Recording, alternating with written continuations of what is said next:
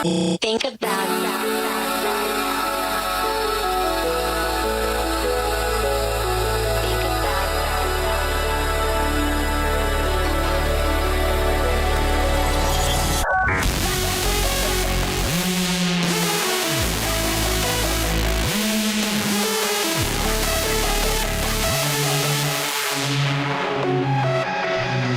I don't give a shit.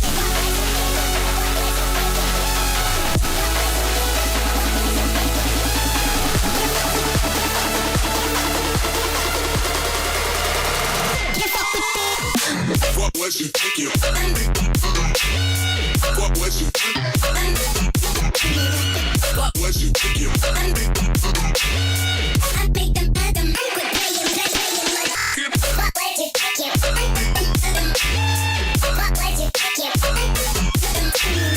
What was you thinking? What was you thinking? Give a shit.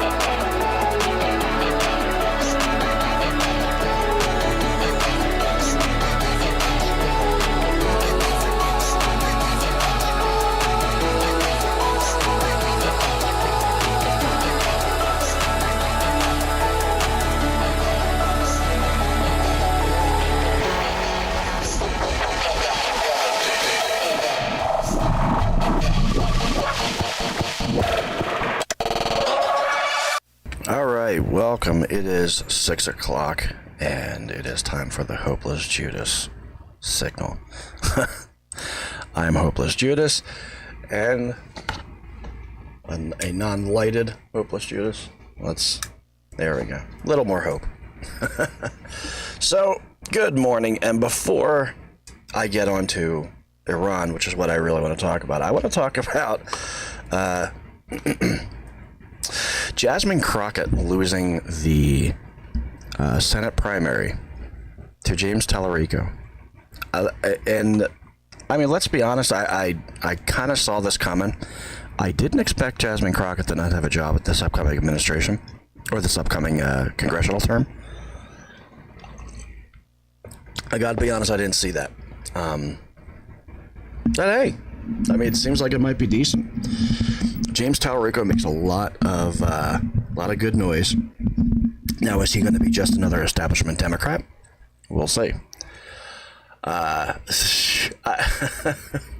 Realistically, I don't really have too much faith anymore. I'm not that guy anymore. So it's going to be interesting to see how they, kind of differentiate his win. Because let's be real, it's in the midterms. There aren't going to be a lot of GOP congressional wins. Like, let's be real about this. They are on the downslide at this point. There aren't many moderates that are going to be okay with throwing their vote away on the right. They've kind of shown their true colors. They've shown that they're okay with so many different things, and it is what it is.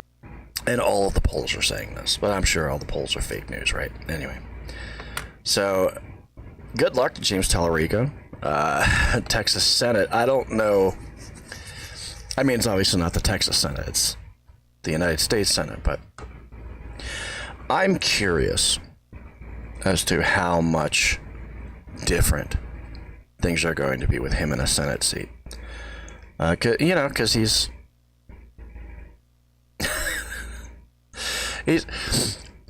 dare I say he's a bit more progressive than perhaps Crockett is.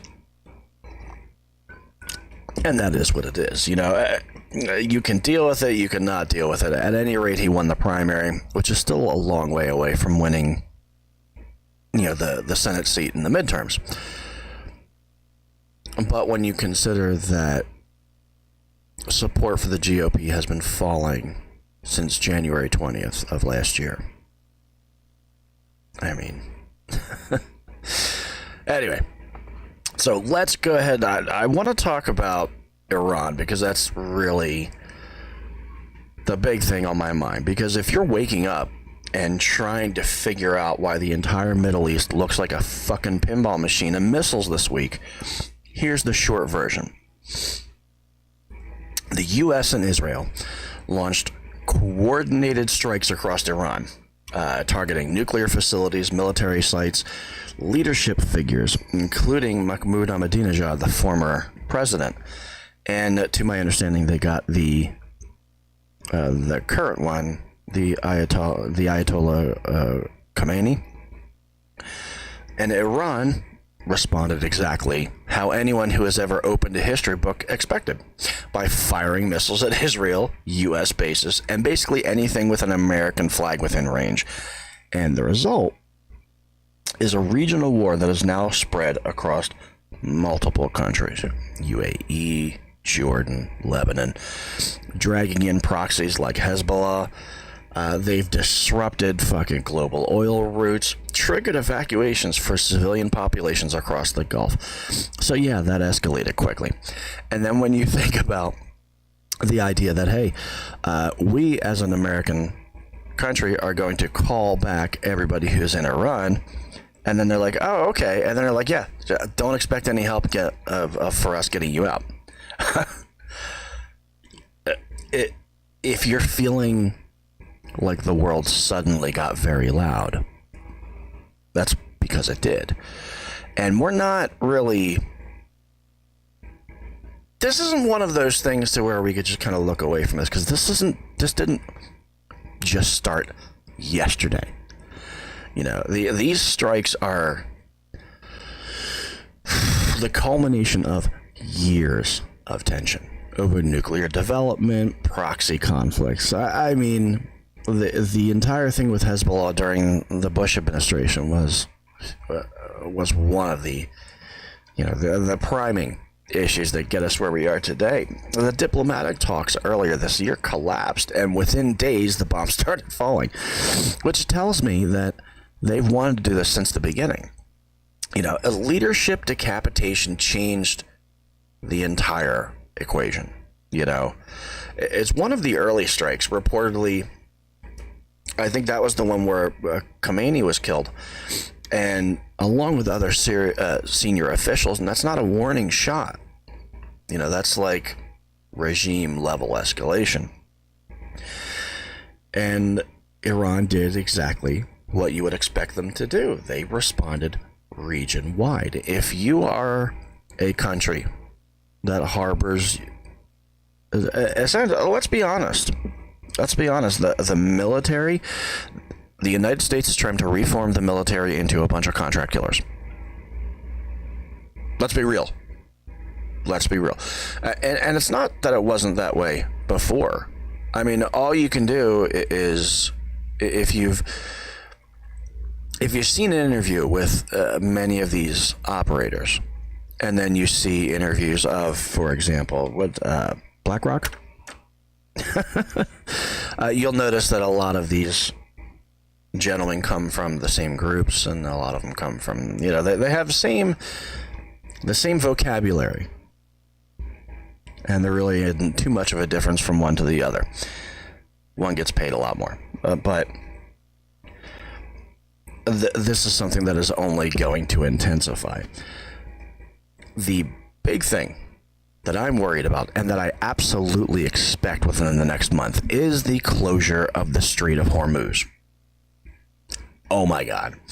And I know I keep going back to this particular thing, but the closure of the Strait of Hormuz, if you watch any like movies where the Cold War heats up, one of the things that ends up really triggering all that is the closure of the Strait of Hormuz, because that is where most of the oil comes from. It gets shipped through the Gulf of Oman, the Persian Gulf, to the Strait of Hormuz, and it is one of the economic choke points of world civilization. So if they shut that, that's going to be interesting. And you're going to see a whole bunch of people stateside get real fucking nervous. And I'm waiting for it. I'm waiting for it. Because if Iran disrupts shipping through the Strait of Hormuz, energy prices worldwide are going to go absolutely fucking feral. And that just is what it is. You see gas prices coming up now.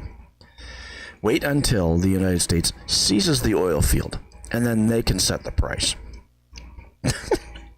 you think $3.50 is enough now? Holy shit! So the proxy war's lighting up. Hezbollah, other Iranian aligned groups are already firing on Israel, and they've widened the battlefield into Lebanon, and potentially beyond. These are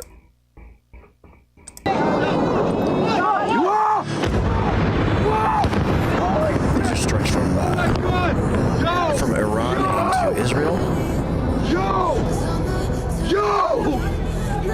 No way! So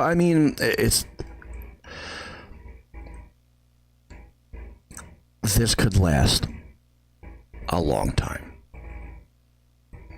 Remember when we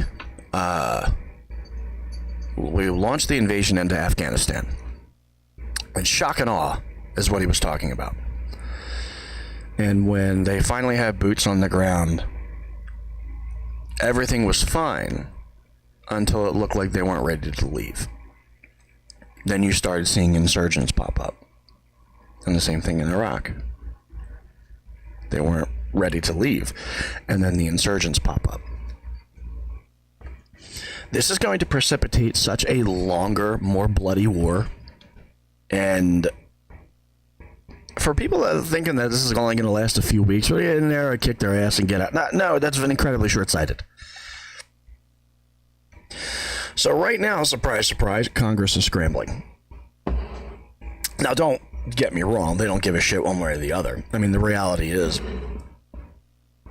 we're not going to get a usable Congress anytime soon. But they're trying to invoke some kind of war powers authority to limit or review the conflict. But these efforts have already ran into political resistance, especially when 2 out of 3 of the branches of government are loyal to a complete fucking con man. Iran's missile capability is currently being targeted. Now, that's fine. I think years of having weapons shipped to them by other countries is paying off for them, because they have more than enough to repel just about anything. Now, again, this is the United States military we're talking about here, so I don't think they can hold out for long. However, they normally do, until the insurgents come. So the regional domino risk is very real. The strikes and incidents have already touched multiple countries across the Gulf. And the more actors that are involved, the harder this becomes to contain. My biggest issue right now is Israel is going positively feral because their Tel Aviv was hit with some destruction done to a few buildings. It wasn't much of one, and there wasn't much of a death toll. Iran is essentially hunkering down, being like, come get us, motherfucker. And you gotta admire that. You have to admire that. Now, I want you to understand, I am not on the side of the United States in any of this. I'm a citizen from inside the United States protesting its government every single fucking way I can, which includes this. We should not be firing shots in foreign countries. We shouldn't be firing shots, period. We shouldn't be detaining American citizens. We shouldn't be detaining any citizens. And in terms of the open and closed borders, I don't think any of you really fucking understand what the concept of open or closed borders are, especially considering that most of the fentanyl and all this other shit are ended up coming stateside, peddled by white people. Anyway, wow. So let me get back to the fucking war here before I start to really piss myself off, because no one actually knows how this is all going to end. Regime change? Yeah, probably. I mean, when you eliminate the majority of the regime, well, it changes, usually in the works. Negotiations? No, the United States does not have a history of negotiating with people that have stuff that they want. Let's be real. A prolonged regional war? Most likely. Right now, the answer is no one credibly can say. They don't know how Iran's gonna be reacting, and they don't know how this psycho fuck president of ours is going to be pushing shit even further. So, I mean, I don't think we're expecting much out of this besides more bloodshed that we can do nothing about. Fucking irritating, I'll be honest with you. But here's something from no, I hate this woman. But anyway. Caroline, can we do some... Go ahead. Caroline, could you tell us about the president's current thinking about ground troops and whether they could be used? If they were to be sent into Iran, what would they be used for? What's the situation? Well, they're not part of the plan for this operation at this time, but I certainly will never take away military options on behalf of the President of the United States or the Commander-in-Chief, and he wisely does not do the same for himself. I know there's many leaders in the past who like to take options off of the table without having a full understanding of how things could develop. So again, it's not part of the current plan, but I'm not going to remove an option for the President that is on the table. Sean. So, boots on the ground in Iran is not out of the question, according to the lovely racist here. Okay, so boots on the ground. That's awesome. I think the sons of the congressional members should go.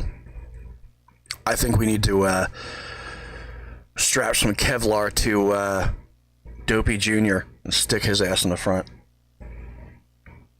If you guys are so happy about fucking bloodshed, well, go get some yourself.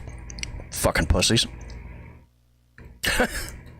And you know what? I have no love for this fucking woman right here. This is quite literally one of the most horrendous fucking beings on the face of this planet.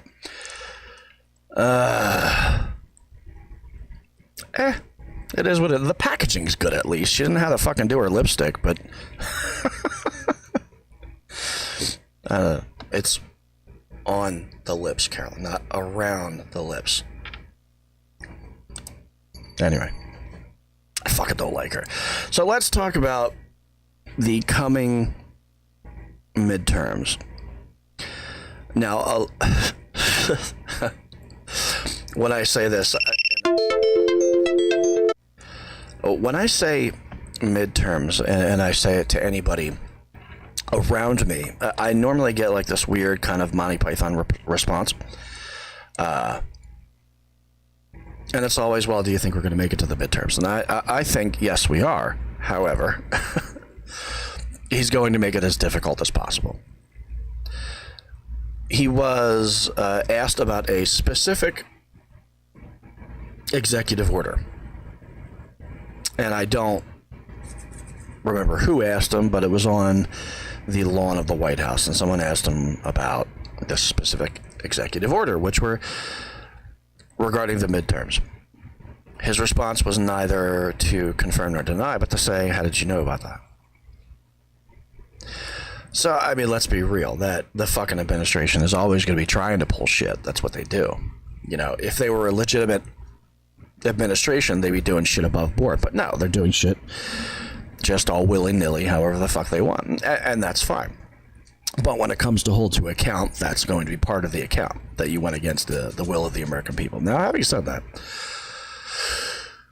the midterms themselves, I like the idea of ICE being there. And I'll tell you why. Because one of them is going to step out of the line, and one of them is going to be brutalized by a fucking voter. That's a prediction that I'm making. And then I think everyone else is going to come together and just beat the absolute shit out of that. Whoever it happens to be. I know there's going to be one person at least is going to start some shit. And, you know, if you don't expect that from the right, then you're not paying attention. So what do we have for that? We have intimidation from ICE. Okay. Fair enough. I don't get intimidated by pussies, so there's that. Congress will most likely fuck this up. Like, if you really wanted my read on what's going to be happening with the midterms, I would end up saying it's going to be... I'm not even going to say his name. Fuck him. He is going to end up trying to fuck it up, specifically because he knows it's going to be a Republican fucking defeat in every possible way. And I'll be perfectly honest, I don't know if that's a good thing. This is just a kind of a proto thought I've had off in the distance. The reality of it is that the Democratic Party has always thrived off the resistance of the right. And right now that resistance is tepid at best. The resistance is, well, we know we're pieces of shit, but you can't exactly prove it. So we can still command part of the American people. And the idea that people are still supporting these people is problematic. Just off topic for a second. The Epstein files were brought up in front of my family members. And my mother-in-law said, well, every president has some bad shit. And it's like, did you seriously just make allowances for pedophilia? What an amazing admission. What an amazing admission that you are not to be trusted. What an amazing admission that you just should not be spoken to outside of a medical environment. So I don't understand how this man still has followers. And I say followers specifically because it's cultish behavior. It's cult behavior. And that's the way it's always been.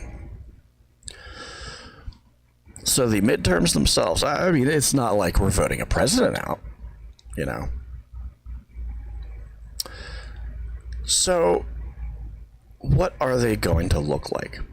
I know in some of the local races I know there's someone around here whose name I haven't even bothered to learn.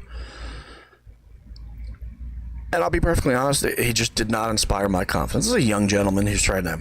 I probably should find out his name, because I'm pretty sure that he would be even better than a GOP. So, but at the same time, he didn't know what the fuck he was talking about. Anyway.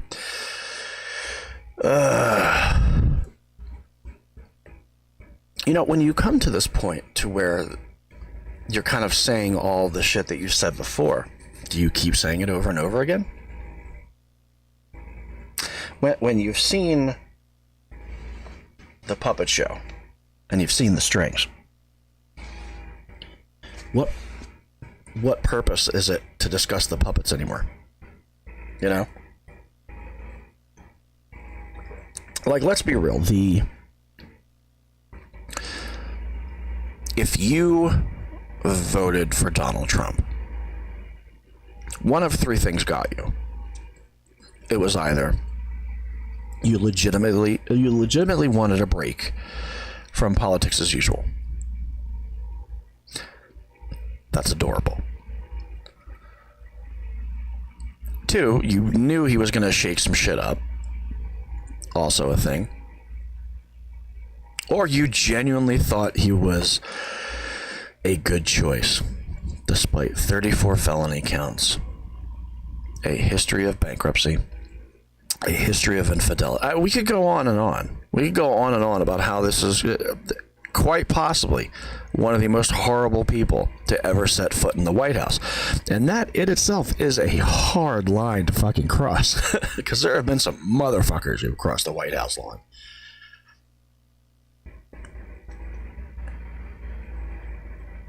And how much of a disappointment has Kristi Noem been?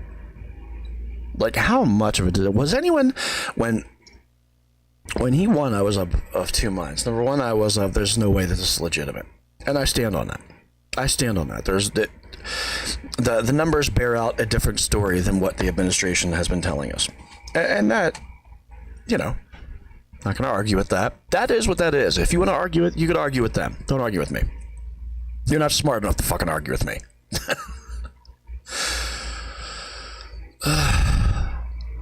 But I was, you know, of two minds. Of the, yes, this is illegitimate. Or okay, since he won, let's see what he does.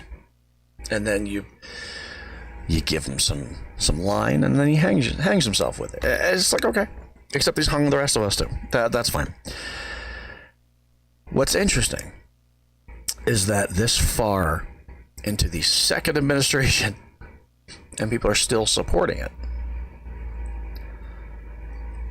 And I mean, you're gonna find people who are still supporting of Mustache Man all these years later. You know, there are people who still derive pleasure from the teachings of Hitler. You know, Mein Kampf and the like.